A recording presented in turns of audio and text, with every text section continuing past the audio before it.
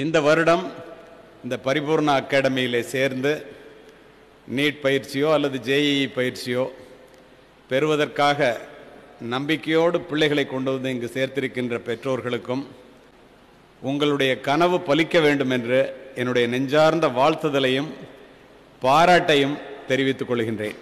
இந்த இடத்துல உங்களுக்கு நான் ஒன்று சொல்லணும்.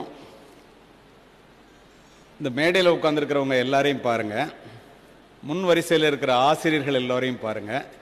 இந்த மேடையில் மருத்துவ படிப்பில் இடம் கிடைத்து மேடை ஏறிய மாணவிகளையும் பாருங்கள். இவங்கெல்லாம் மட்டும் ஏன் மேடைக்கு வர்றாங்க? ஒரே காரணம்,